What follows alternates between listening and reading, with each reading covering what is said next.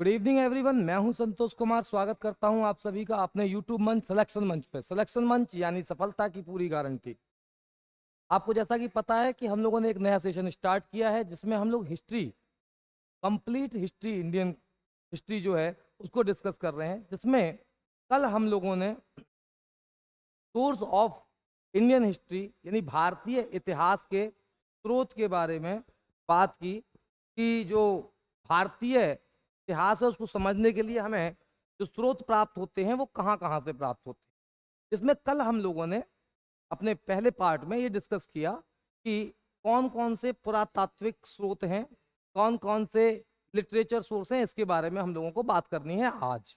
तो कल तक हम लोगों ने जो डिस्कशन किया था उसको जल्दी से एक क्विक रिव्यू कर लेते हैं, जल्दी से समझते हैं। कल हम लोगों ने बात की थी कि किस तरह से अभिलेख यानी कि जो भी एडिक्ट हैं उन सब की बात हम लोग यहाँ पे कर रहे थे कि कौन कौन से एडिक्ट हैं, जो पिलर एडिक्ट हैं या रॉक एडिक्ट हैं। जिसमें हम लोगों ने बोगज कोई अभिलेख के बारे में बात की थी और बोगज कोई अभिलेख के साथ साथ हम लोगों ने ये बात की थी कि अशोक के कौन कौन से पिलर हैं। बोगज कोई अभिलेख जिसके बारे में हम लोगों ने ये बात की कि किस प्रकार से एशिया माइनर में जो सबसे प्राचीनतम हमें अभिलेख मिला है, एशिया माइनर में हमें जो सबसे प्राचीनतम अभिलेख मिला है, इसमें किस प्रकार वैदिक काल के 4 देवताओं का जिक्र है, इसके बारे में बात की थी। फिर अशोक के पिलर्स के बारे में बात की थी कि अशोक के पिलर जो 4 अलग अलग भाषाओं में, ब्राह्मी लिपि, खरगोष्ठी लिपि, ग्रीक यानी यूनानी लिपि और अरमाइक लिपि में इसका जिक्र है। तो अशोक के हमने 33 अभिलेख और शिलालेख सब मिला करके जो हैं उनकी संख्या कितनी है, तो 33, इसकी बात की थी। फिर जो कुछ और दूसरे इंपॉर्टेंट रूलर्स के समय में जो अभिलेख बनाए गए उनके बारे में जिक्र किया था यहाँ पे। जैसे इलाहाबाद का जो पिलर एडिक्ट है जो प्रयाग प्रशस्ति अभिलेख के रूप में जाना जाता है, इसकी बात की थी। एहोल अभिलेख की बात की थी जो पुलकेशिन द्वितीय के शासन काल में जो चालुक्य वंश का राजा था, इसने जो हर्षवर्धन को हराया था।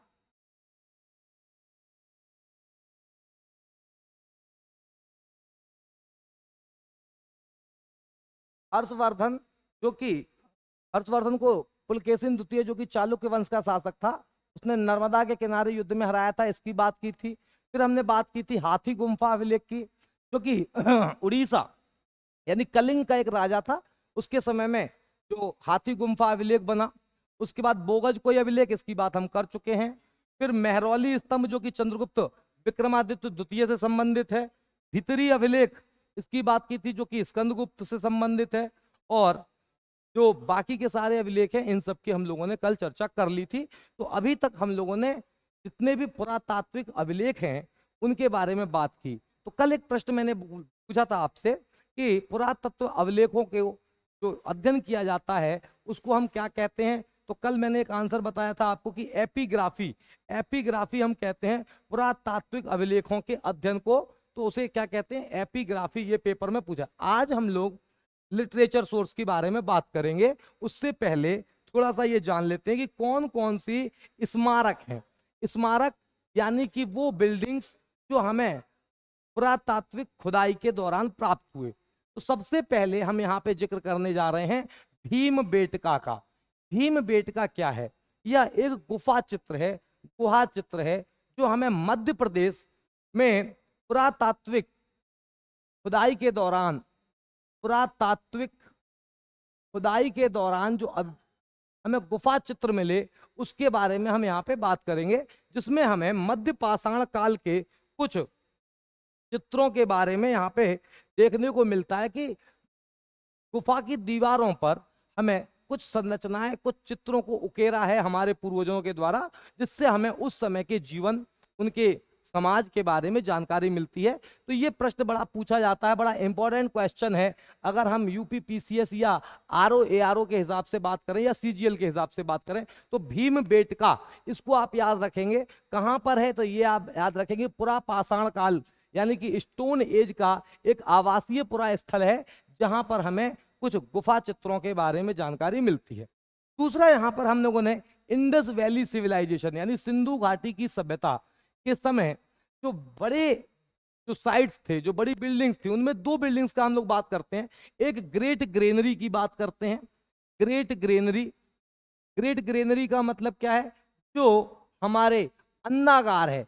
अगर कोई पूछता है कि सिंधु घाटी सभ्यता का सबसे बड़ा बिल्डिंग कौन सी थी, सबसे बड़ी इमारत कौन सी थी, तो वो अन्नागार थी। और दूसरी सबसे बड़ी इमारत में ग्रेट बाथ आता है। ग्रेट बाथ यानी विशाल स्नानागार, जो कि एक कुंड के रूप में यहाँ आपको चित्र के रूप में दिख रहा है, जिसमें पक्की ईंटों का प्रयोग किया गया था और इसमें साइड में चेंजिंग रूम भी बने हुए थे महिलाओं और बच्चों के वस्त्र बदलने के लिए।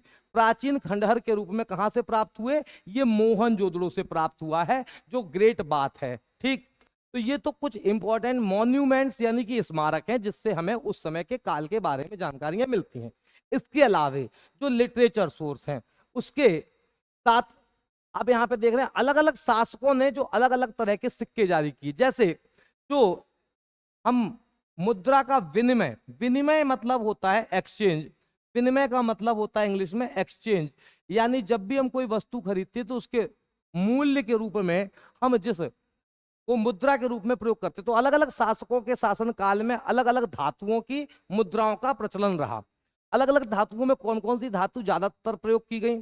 तो तांबा प्रयोग किया गया यानी कि कॉपर, साथ साथ यूज किया गया सिल्वर यानी कि चांदी, यूज किया गया गोल्ड यानी कि सोना। तो हम ये देखेंगे किस शासक के काल में किस तरह की मुद्राओं का प्रचलन था।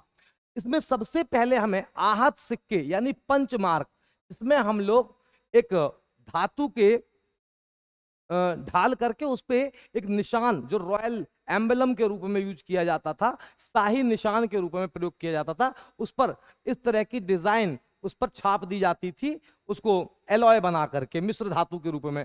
तो इसके अध्ययन को, मुद्रा के अध्ययन को न्यूमिस्मेटिक कहते हैं। क्या कहते हैं? न्यूमिस्मेटिक्स। न्यूमिस्मेटिक, ये पेपर में क्वेश्चन पूछा जा सकता है। जैसे अभी हम लोगों ने पढ़ा कि अभिलेखों के अध्ययन को एपिग्राफी कहते हैं, वैसे ही सिक्कों के अध्ययन को, या अगर परीक्षा में ऐसे पूछ ले पुराने सिक्कों का कलेक्शन करने वाले व्यक्ति को हम न्यूमिस्मेटिक कह सकते हैं, या उसका अध्ययन करने वाले को न्यूमिस्मेटिक्स, उस अध्ययन शास्त्र को हम न्यूमिस्मेटिक कहते हैं। भारत में सबसे पहले जो सिक्कों का जिक्र मिलता है वो 6ठी शताब्दी ईसा पूर्व यानी 6th सेंचुरी बीसी में हमें मिलता है। महाजनपद एरा, आप सब जानते हैं इतिहास में हम लोग जो तीसरा चैप्टर है, पहला चैप्टर इंडस वैली सिविलाइजेशन यानी सिंधु घाटी की सभ्यता पढ़ेंगे। दूसरा वैदिक काल, जब भारत में आर्यों का आगमन हुआ और उन्होंने 4 वेदों की रचना की, वैदिक संहिताओं का निर्माण किया, ब्राह्मण ग्रंथों की रचना की, उसके साथ साथ उपनिषदों की, अरण्यकों की रचना की, उस काल को हम वैदिक काल कहते हैं। तीसरे चैप्टर में जो हम देखते हैं 6th सेंचुरी बीसी में 2 नए धर्मों का उदय होता है, बौद्ध धर्म और जैन धर्म। तो बौद्ध धर्म और जैन धर्म का जो कालखंड है, उस समय पूरा भारतवर्ष 16 बड़े राज्यों में विभाजित था। 16 बड़े राज्यों को हम 16 महाजनपदों के रूप में जानते हैं। तो ये 16 महाजनपदों के समय में से सिक्कों के जो प्रचलन शुरू हुआ, उसी को हम आगे बढ़ाते हुए अगर देखें तो किस राजा के काल में किस तरह के सिक्के हैं। एक क्वेश्चन आपसे एग्जाम में पूछा जाता है कि समुद्रगुप्त, समुद्रगुप्त जो है वो वीणा बजाने का बड़ा शौकीन था, वीणा का बड़ा शौकीन था, या ऐसा पूछा जाता है कि वीणा का पहला प्रयोग, वीणा नाम का जो म्यूजिकल इंस्ट्रूमेंट होता है, माता सरस्वती जो कि हिंदू गॉडेस हैं, उस वीणा जो म्यूजिकल इंस्ट्रूमेंट यानी संगीत से जुड़ा हुआ एक यंत्र है, उसका प्रयोग सबसे पहले इतिहास में हमें किसके काल में मिलता है? तो आप याद रखेंगे कि समुद्रगुप्त के काल में मिलता है। यानी वीणा का पहला प्रयोग किसने किया? समुद्रगुप्त के काल में किया गया। ऐसा हमें कैसे पता चलता है कि जो समुद्रगुप्त के काल के सिक्के हैं, आप यहाँ देख पा रहे हैं, ये समुद्रगुप्त का चित्र है और इसके हाथ में जो ये है, ये वीणा नाम का म्यूजिकल इंस्ट्रूमेंट है। तो वीणा नाम के म्यूजिकल इंस्ट्रूमेंट का प्रयोग किस शासक ने किया? समुद्रगुप्त ने किया। समुद्रगुप्त के बारे में एक लाइन जरूर याद कर लीजिए, जब हम लोग गुप्त डायनेस्टी के बारे में बात करेंगे तो वहां भी ये जिक्र आएगा। एक वी.ए. स्मिथ, एक वी.ए. स्मिथ नाम के यूरोपियन इतिहासकार हुए। वी.ए. स्मिथ नाम के जो यूरोपियन इतिहासकार हुए, इन्होंने ये बोला है कि जो समुद्रगुप्त है उसे भारत का नेपोलियन यानी कि Napoleon of India, Napoleon of India किस शासक को कहा जाता है? तो आप याद रखेंगे नेपोलियन ऑफ इंडिया समुद्रगुप्त को कहा जाता है। नेपोलियन फ्रांस का रहने वाला था हालांकि बाद में जब यूरोपियों ने भारतीय इतिहास को समझा तो समुद्रगुप्त की तुलना नेपोलियन से कर दी। तो इस बात को याद रखिएगा कि समुद्रगुप्त वह गुप्त शासक है जिसको भारत का नेपोलियन के रूप में हम जानते हैं। अब अगली बात करते हैं। जैसे अगर कोई आपसे पूछता है कि भारत में सबसे पहले जो सोने के सिक्के, सबसे पहले सोने के सिक्के किसने जारी किए, सबसे पहले गोल्डन कॉइन यानी गोल्ड कॉइन्स का जो चलन है वो कहां से आया, तो आप एक लाइन याद कर लीजिएगा। जो इंडो ग्रीक रूलर्स आए, Indo Greek rulers, Indo Greek rulers कौन थे, इंडो ग्रीक रूलर्स जो आए उन्होंने सबसे पहले सोने के सिक्के का प्रचलन शुरू किया, यानी कि अपनी मुद्रा में स्वर्ण धातु का प्रयोग करना शुरू किया। ये पहले समझते हैं कि इंडो ग्रीक होते कौन है। इंडो ग्रीक वो लोग हैं कि जब आप मौर्य वंश पढ़ेंगे तो वहां आपको जिक्र मिलेगा चंद्रगुप्त का। किसका जिक्र मिलेगा, चंद्रगुप्त का। चंद्रगुप्त मौर्य, चंद्रगुप्त मौर्य जो भारत का पहला चक्रवर्ती सम्राट है, चंद्रगुप्त मौर्य, इसने भारत पर शासन किया 322 बीसी से लेकर के 298 बीसी तक। लगभग इसने 24 साल भारत पर शासन किया। और इसके शासन के दौरान चंद्रगुप्त ने अलेक्जेंडर को आप जानते होंगे, अलेक्जेंडर, अलेक्जेंडर यानी कि सिकंदर, सिकंदर महान, इस व्यक्ति का एक सेनापति था जिसका नाम था सेल्यूकस, सेल्यूकस, सेल्यूकस निकेटर।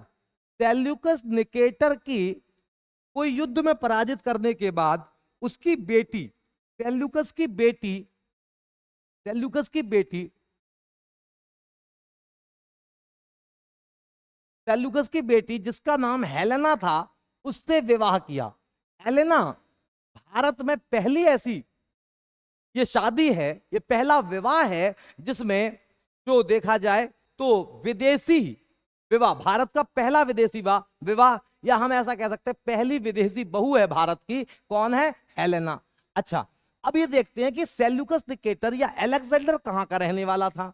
तो आप सब जानते हैं कि सिकंदर जो है वो यूनान का रहने वाला था। यूनान जिसे आज आप लोग ग्रीक के नाम से जानते हैं, एक यूरोपियन देश है यूनान यानी ग्रीक। तो जब चंद्रगुप्त मौर्य ने विवाह किया हेलेना से तो यूनान के साथ भारतीयों के वैवाहिक संबंध स्थापित हुए, जिसके बाद हुआ ये कि भारत के बहुत सारे पुरुषों का विवाह यूनानी महिलाओं से, यूनान के बहुत सारे पुरुषों का विवाह भारतीय महिलाओं से होने लगा। तो वो संतानें जो यूनान में पैदा हुई, यानी यूनानी और भारतीय माता पिता से पैदा होने वाली संतानों को हमने क्या कहा, इंडो ग्रीक। और इंडो ग्रीक जो थे वो लंबे समय तक भारत पर अटैक करके वो इस प्रयास में लगे रहे कि किसी प्रकार से उन्हें भारत में सत्ता हासिल हो।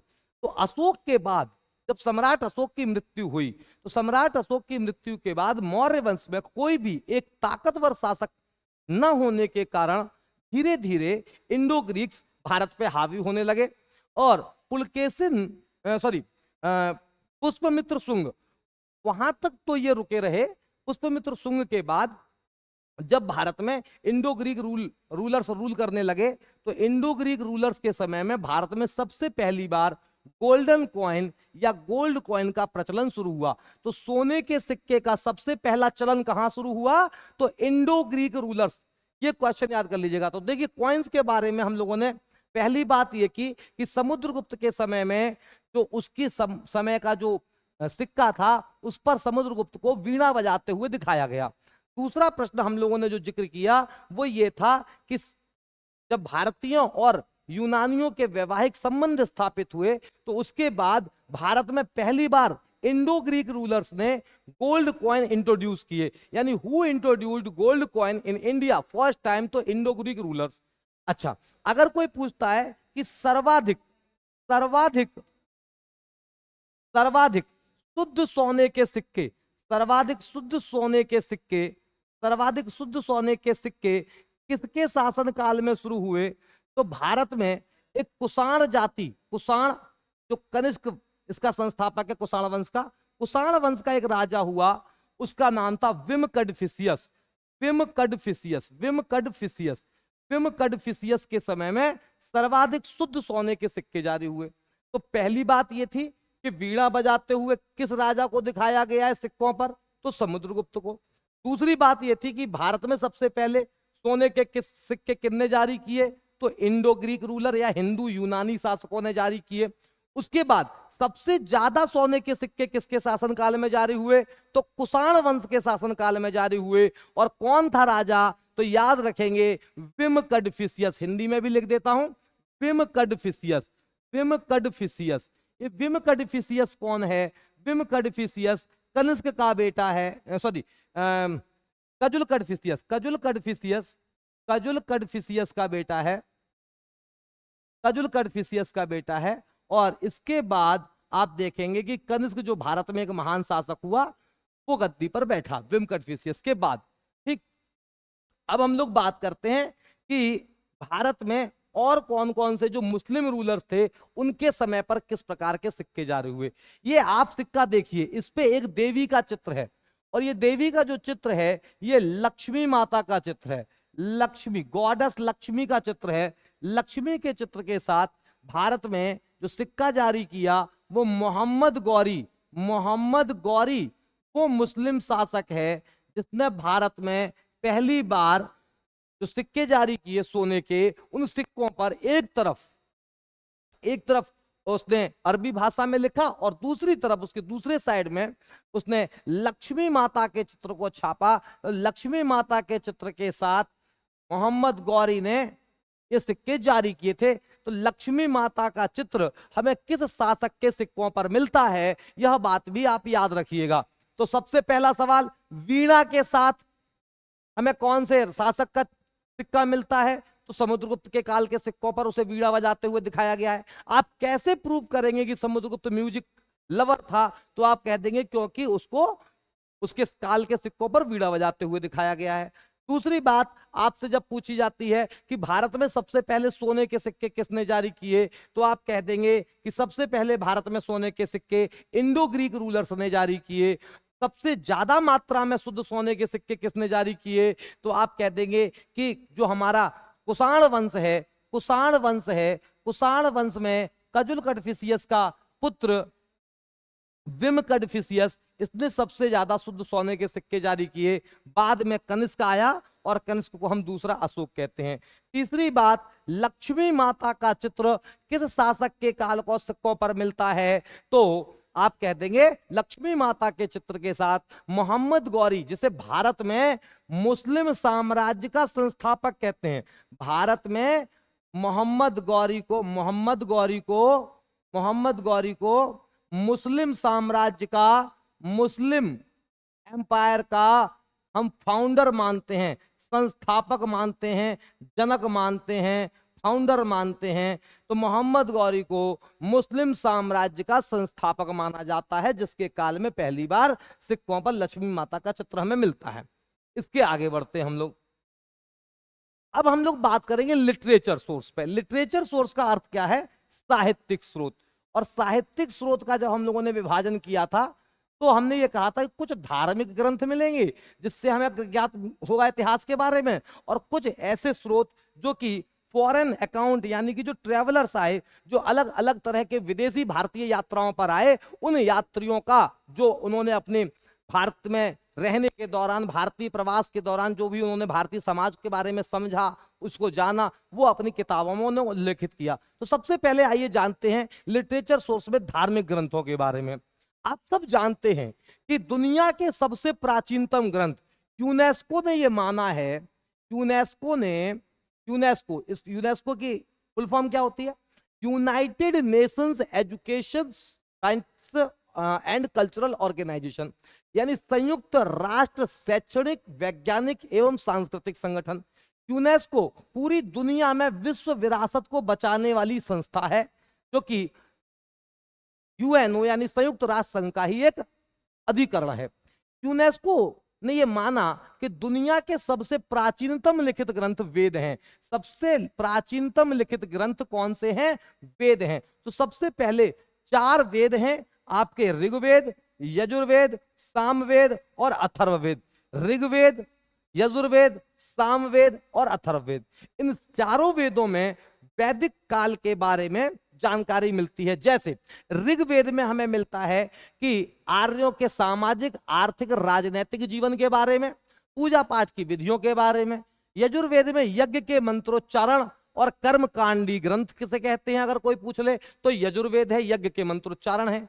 यही एकमात्र ग्रंथ है जो गद्य और पद्य दोनों, गद्य और पद्य दोनों रूपों में यह हमें देखने को मिलता है। यानी हम कह सकते हैं कि ये पोइट्री की फॉर्म में भी है और प्रोज की फॉर्म में भी है। सामवेद, साम का अर्थ होता है संगीत, यानी भारतीय संगीत का जो अल्फाबेट है शुरुआती, जिसे हम ज्ञान कह सकते हैं, सा रे गा मा पा धा नी सा, ये सामवेद से, यानी भारतीय संगीत की उत्पत्ति सामवेद से हुई है। अथर्ववेद, अथर्ववेद में जादू टोना, भूत पिशाच, वशीकरण, आशीर्वाद, प्रेम, विवाह और साथ के साथ मेडिकल साइंस यानी चिकित्सा की भी जानकारी हमें अथर्ववेद से मिलती है। तो चिकित्सा शास्त्र के बारे में भी हमें इससे जानकारी मिलती है। तो ये 4 वेद हैं। 4 वेदों के अपने अपने ब्राह्मण हैं, उपनिषद हैं, अरण्यक हैं। अरण्यक मतलब जो जंगलों में, वनों में रह करके हमारे ऋषि मुनियों ने अपने शोध से, अपनी रिसर्च से जो कुछ भी प्राप्त किया। ब्राह्मण मतलब वेदों का एक तरह से उसमें एक्सप्लेनेशन है। उपनिषद यानी कि जो गुरु के पास बैठ करके जो ज्ञान प्राप्त किया जाता था। उपनिषदों की संख्या 108 है। उपनिषदों की संख्या 108 है। इसलिए एक सवाल पूछा जाता है आपसे कि हमारे, जब हम लोग वैदिक काल पढ़ेंगे तो वहां पर भी जिक्र आएगा, सत्यमेव जयते, सत्यमेव जयते किस उपनिषद से लिया गया है? तो सत्यमेव जयते मुंडकोपनिषद से, मुंडकोपनिषद से लिया गया है, मुंडकोपनिषद से लिया गया है। ठीक है ना। जैसे यम और नचिकेता का संवाद, आप जानते हैं कि एक छोटे से बालक नचिकेता ने भगवान यम, जो कि मृत्यु के देवता माने जाते हैं, उनसे एक संवाद किया था। उस संवाद का जिक्र, तो यम नचिकेता संवाद के बारे में प्रश्न पूछ सकता है। यम और नचिकेता का संवाद हमें कहां से प्राप्त होता है? तो वो हमें प्राप्त होता है कठोपनिषद से। कठोपनिषद, कठोपनिषद एक पुस्तक है उपनिषदों की। तो इस तरीके से 108 उपनिषद हैं हमारे, ब्राह्मण ग्रंथ हैं। ठीक। तो इस सारे जो वैदिक काल के जो ग्रंथ हैं, इसमें एक सवाल कवि कवि ये पूछता है कि इनको ऑर्डर में लगाइए, क्रम से। सबसे पहले किसकी रचना हुई? वेदों की रचना हुई। वेदों के बाद ब्राह्मण ग्रंथों की रचना हुई। ब्राह्मण ग्रंथों की रचना हुई। ब्राह्मण ग्रंथों के बाद अरण्यक की रचना हुई। अरण्यक यानी जो जंगलों में, अरण्यक मतलब, अरण्य मतलब होता है जंगल, वन। और उसके बाद उपनिषदों की रचना हुई। तो इसको कभी कभी वो सीक्वेंस में लगवाने के लिए आपसे पेपर में दे सकता है कि सबसे पहले नंबर पर वेद लिखे गए, फिर ब्राह्मण लिखे गए, फिर अरण्यक लिखे गए, फिर उसके बाद उपनिषद लिखे गए। इनको वो सीक्वेंस में यानी ऑर्डर में आपसे लगाने के लिए कह सकता है। तो इस बात का ध्यान रखिएगा। तो वेदों से हमें हमारे वैदिक काल का जो इतिहास है, उनका जो समाज है, जैसे समाज आप ऋग्वेद में पढ़ेंगे तो देखेंगे कि समाज को 4 वर्णों में बांटा गया, ब्राह्मण, क्षत्रिय, वैश्य और शूद्र। इसी प्रकार जो राजनीतिक वर्गीकरण है, तो राजा सर्वोच्च होता था, कबीले का सरदार होता था। इन सब के बारे में हमें जानकारी यहाँ से, इन ग्रंथों से मिलती है, समझने को मिलता है। उनकी संस्कृति, उनके सामाजिक और राजनीतिक ढांचे के बारे में, पारिवारिक ढांचे के बारे में। चलिए तो आगे बढ़ते हैं। और कौन कौन सी? देखिए, धार्मिक ग्रंथों में बौद्ध धर्म, बौद्ध धर्म की प्रमुख पुस्तक है, इसको हम त्रिपिटक के नाम से जानते हैं। क्या कहते हैं? त्रिपिटक, ट्राइपिटकाज इंग्लिश में कहते हैं। त्रिपिटक एक्चुअल में 3 ग्रंथों का कलेक्शन है। और ये 3 ग्रंथ कौन कौन से? सुत्त पिटक, विनय पिटक और अधम्य पिटक। तो देखिए, विनय पिटक सबसे लास्ट में लिखा गया है, सुत्त पिटक, और उससे पहले अधम्य पिटक। तो अधम्य पिटक, सुत्त पिटक और विनय पिटक, ये तीनों का संबंध बौद्ध धर्म से है। इसके अलावे बौद्ध धर्म से एक प्रश्न बनता है, जातक कथाओं का संबंध, जातक कथाओं का संबंध किससे है? तो ये माना जाता है कि इनकी संख्या लगभग 550 से अधिक है। जातक कथाओं की संख्या 550 से अधिक है। ये पेपर में पूछा जा सकता है कि जातक, जैसे हमारे यहाँ की जो एसटी दी होगी जिन बच्चों ने, उनको पता होगा, एक प्रश्न एसटी में आता है कई बार कि जातक कथाओं की संख्या कितनी है? तो जातक कथाओं की संख्या 550 है। इसका संबंध किससे है? तो महात्मा बुद्ध, महात्मा बुद्ध के, महात्मा बुद्ध के पूर्व जन्मों की, पूर्व जन्मों की कथाएं इसमें उल्लेखित की गई हैं। इससे भी उस समय के जीवन शैली के बारे में हमें जानकारी प्राप्त होती है। चलिए अब आगे देखते हैं और कौन कौन से लिटरेचर सोर्स हैं। विदेशी यात्रियों यानी जितने भी हमारे देश में विदेशी यात्री अलग अलग शासकों के दौर में यहाँ घूमने आए, उनके द्वारा जो ग्रंथ लिखे गए, जो पुस्तकें लिखी गई, इनमें जो सबसे फेमस हैं वो ग्रीक ग्रीक ट्रेवलर्स, ग्रीक यानी कि यूनानी, ठीक है, रोमन मतलब इटैलिक, चीनी यानी चाइनीज जितने भी ट्रेवलर्स आए, चाइनीज ट्रेवलर्स जो भी आए, अरेबियन ट्रेवलर जितने भी आए, मुस्लिम ट्रेवलर्स, अरेबियन ट्रेवलर जितने भी आए। तो अगर ग्रीक लिटरेचर में हम बात करें ग्रीक ट्रेवलर्स की, तो यूनानी कौन कौन से आए, उसमें एक सबसे पहला सबसे इंपॉर्टेंट नाम हमें समझ में आता है, वो मैगस्थनीज का समझ में आता है। मैगस्थनीज नाम के एक यूनानी यात्री, जो अभी हम लोगों ने चंद्रगुप्त मौर्य के समय में हमने बात की कि उसने विवाह किया था सेल्यूकस निकेटर की बेटी हेलेना से। सेल्यूकस ने इसको भेजा था। किसने भेजा था इसको? सेल्यूकस ने। सेल्यूकस जो कि यूनान का राजा था, ग्रीक का राजा था, अलेक्जेंडर की मृत्यु के बाद सेल्यूकस वहां का राजा बना, और उसने अपने एक बहुत बड़े इतिहासकार, फिलोसफर, दार्शनिक और योग्य बुद्धिजीवी को भारत की यात्रा पर भेजा। यह चंद्रगुप्त मौर्य के समय में भारत आया। तो आइए मैगस्थनीज के बारे में थोड़ा जानते हैं। ये मैगस्थनीज है, और मैगस्थनीज ने अपने भारत प्रवास के दौरान भारतीय समाज, भारतीय राजनीतिक व्यवस्था के बारे में जो कुछ भी जाना समझा, उसको अपनी पुस्तक इंडिका में उल्लेखित किया। तो इसकी जो पुस्तक है उसका नाम क्या है? इंडिका। दुर्भाग्य से यह विश्व जो संग्रह है किताबों का, अब वो वहां पे मिसिंग है, वो इंडिका उपलब्ध नहीं है। इंडिका के बारे में हमें इतनी जानकारी कहां से मिलती है? उस समय के यानी कंटेम्परेरी वर्ल्ड के, यानी उस समय के जो दूसरे इतिहासकारों ने अपनी अपनी पुस्तकों में जिक्र किया है इंडिका के बारे में, इंडिका को कोट किया है, इंडिका की कुछ बातों का उल्लेख जो किया है, वहां से छन छन करके हमें जो जानकारी मिलती है वो है मैगस्थनीज ये कहां का रहने वाला था? पहला सवाल। मैगस्थनीज एक यूनानी दार्शनिक है। ये भारत आने वाला पहला विदेशी यात्री है। भारत आने वाला पहला विदेशी यात्री है, प्रथम विदेशी यात्री है, ठीक है, किसी भी देश से आने वाला पहला यात्री है। ये चंद्रगुप्त मौर्य के समय में भारत आया, ठीक है ना। तो चंद्रगुप्त मौर्य के समय में मैगस्थनीज आया। इसने यूनानी भाषा में किताब लिखी, और जिसमें मौर्य काल के भारतीय समाज, नगरों, भूगोल और राजनीति और अन्य विस्तृत जानकारियां हमें मैगस्थनीज की पुस्तक इंडिका से प्राप्त होती है। तो इंडिका के लेखक कौन है? मैगस्थनीज हैं। इसके बाद आप यहां पे जो चित्र देख रहे हैं, ये एक चाइनीज ट्रैवलर का है जिसका नाम फाहियान है। भारत आने वाला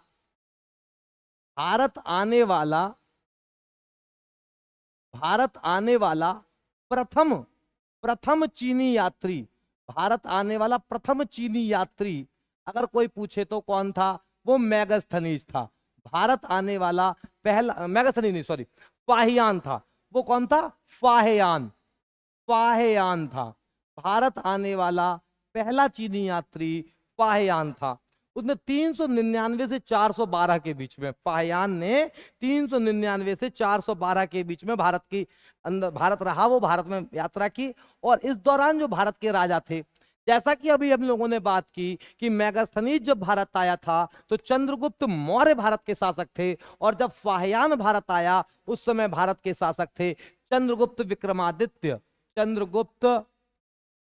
तृतीय, जिसको हम चंद्रगुप्त विक्रमादित्य भी कहते हैं। और वो मौर्य वंश का था, ये गुप्त वंश के शासक हैं, गुप्त वंश के शासक हैं। तो फाहियान किसके समय में भारत आया? चंद्रगुप्त विक्रमादित्य के समय में। 399 से 412 के बीच में लगभग 12-13 साल ये भारत में रहा, और इसने अपने भारत प्रवास के दौरान 10 वर्षों तक लगभग भारत में रहा। और उसने पेशावर, कन्नौज, श्रावस्ती, कपिलवस्तु, सारनाथ और अनेक महत्वपूर्ण बौद्ध स्थलों का दौरा किया। ठीक, तो इसने अपने अकाउंट में, अपने विवरण में इन जगहों का भी जिक्र किया है। इसके बाद भारत आने वाला दूसरा इंपॉर्टेंट यात्री, जिसे हम यात्रियों का राजकुमार कहते हैं, भारत आने वाले जितने भी विदेशी यात्री हुए उनमें यात्रियों का राजकुमार यानी प्रिंस ऑफ ट्रैवलर्स किसे कहा जाता है, तो आप लिख देंगे प्रिंस ऑफ ट्रैवलर्स हम हेन सांग को कहते हैं। किसे कहते हैं? वेन सांग को, वेन सांग को कहते हैं। और वेन सांग दूसरा चीन यात्री है, और इसके समय में जो राजा था वो हर्षवर्धन, राजा हर्षवर्धन, जिसे मैंने अभी थोड़ी देर पहले जब हम अभिलेखों का जिक्र कर रहे थे तो बताया कि चालुक्य वंश के राजा पुलकेशिन द्वितीय ने हर्षवर्धन को नर्मदा नदी के किनारे युद्ध में पराजित किया था। ये बौद्ध धर्म की शिक्षा ग्रहण करने के लिए आया था और इसने नालंदा विश्वविद्यालय में प्रवेश लिया था। इसे यात्रियों का राजकुमार, किसको, किस विदेशी यात्री को हम यात्रियों का राजकुमार कहते हैं, तो याद रखिएगा हेन सांग को प्रिंस ऑफ ट्रैवलर्स कहते हैं। और इसने भारत की यात्रा 639 से 645 के बीच में, एडी के बीच में की। अच्छा, यहां एक बात और बता दें कि ये भारत से पहले कई देश घूम चुका था और अपनी 21 देशों की यात्रा का वर्णन, उसने अपनी 21 देशों की यात्रा का उल्लेख अपनी एक किताब में किया है। उस किताब का नाम है CU की, किताब का नाम है CU की, किताब का नाम क्या है? CU की। उसने अपनी 21 देशों की यात्रा का वर्णन अपनी एक पुस्तक CU की में किया है, जिसमें उसने भारत का भी उल्लेख किया है। तो यहां तक आप देख लीजिए कि हर्षवर्धन जो है उसके समय में जो चाइनीज ट्रैवलर आया, इसका नाम क्या है? वेन सांग है। चलिए नेक्स्ट, इत्सिंग, इत्सिंग नाम का एक चीनी यात्री और आया जो कि भारत में ज्यादा लंबे समय तक नहीं, 675 ईस्वी के समय में ये आया कुछ समय के लिए, और नालंदा विश्वविद्यालय और विक्रमशिला विश्वविद्यालय तथा उसके समय में जो ये दो इंपॉर्टेंट यूनिवर्सिटी थी, आपसे पेपर में पूछा जाता है कि नालंदा विश्वविद्यालय का निर्माण किसने करवाया। नालंदा विश्वविद्यालय जो कि बिहार में है, इसका निर्माण कुमारगुप्त, कुमारगुप्त नाम के शासक ने करवाया, कुमारगुप्त ने।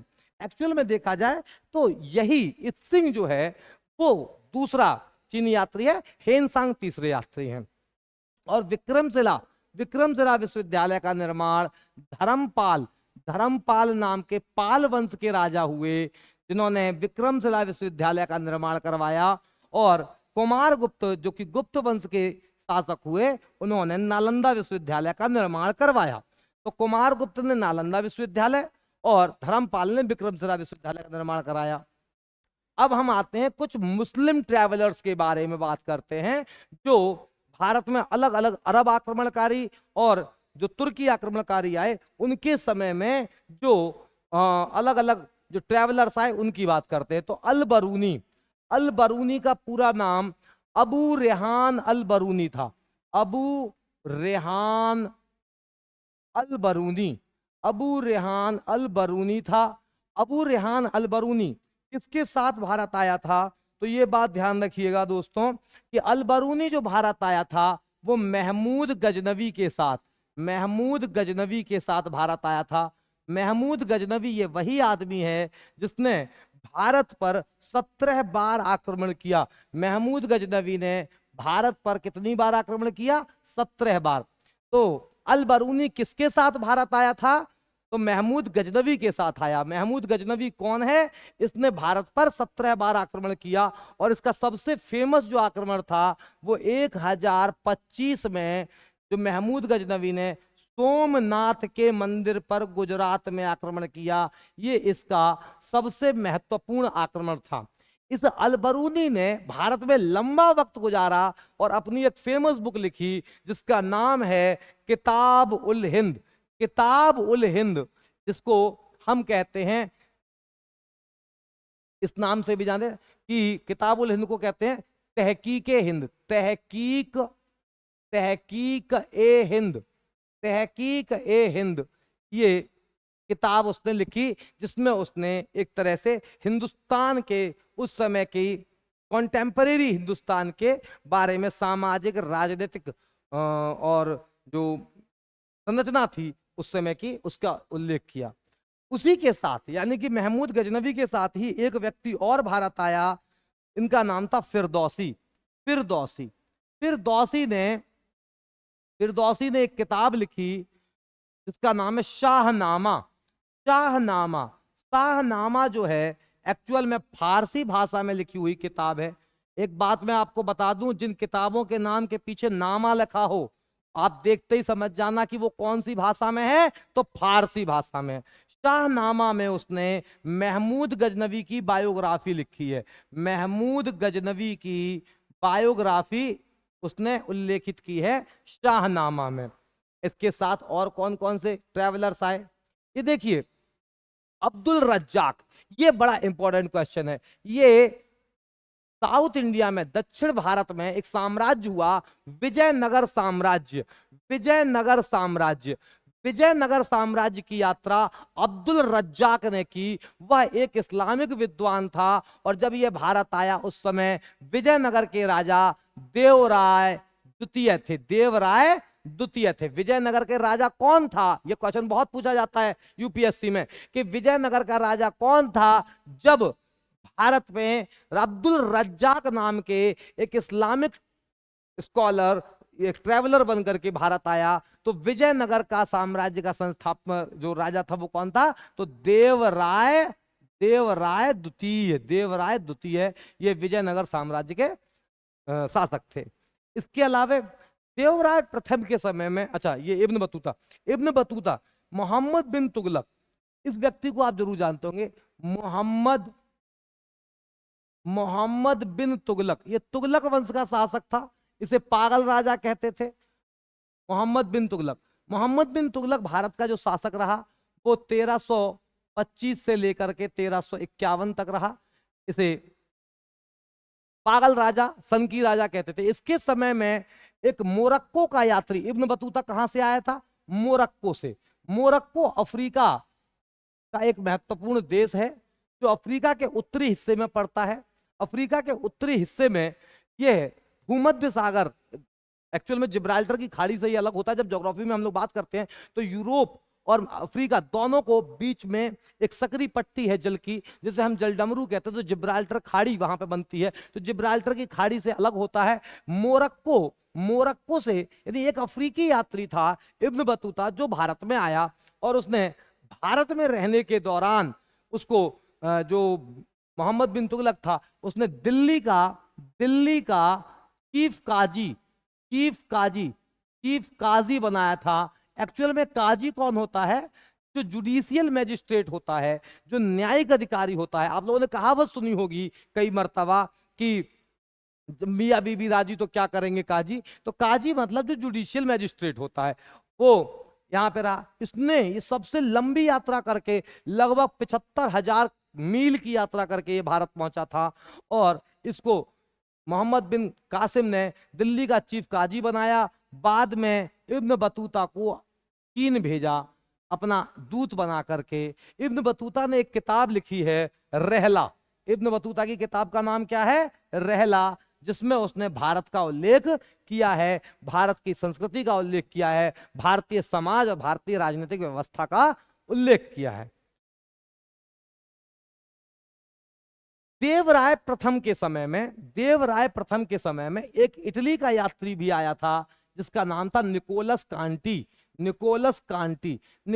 कांटी के बारे में इतना याद रखिएगा कि वो किसके समय में भारत आया था, देवराय प्रथम के समय में वो भारत आया। तो हम लोगों ने कौन कौन से यात्रियों की बात करी, जरा जल्दी से समझ लेते हैं।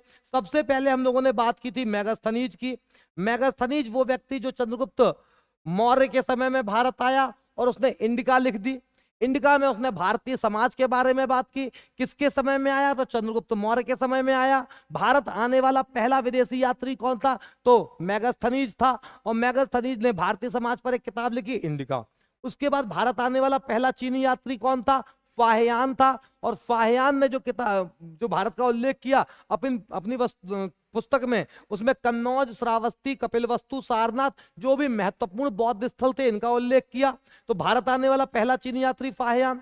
उसके बाद भारत आने वाला एक अन्य महत्वपूर्ण चीनी यात्री ह्वेनसांग, और जिसे यात्रियों का राजकुमार कहते हैं, और ये हर्षवर्धन के समय में भारत आया।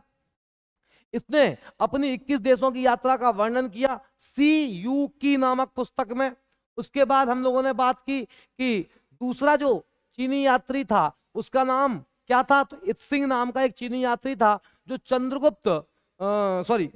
जो कुमारगुप्त ने जो नालंदा विश्वविद्यालय बनाया उसका उल्लेख उसने किया, और विक्रमशिला ने जो धर्मपाल ने बनाया उसका उल्लेख किया उसने। अलबरूनी जिसने किताबुल हिंद, या हम कहें कि तहकीके हिंद नाम की पुस्तक लिखी। शाहनामा फिरदौसी ने लिखी जिसमें उसने महमूद गजनवी का उल्लेख किया, भारतीय समाज का उल्लेख किया।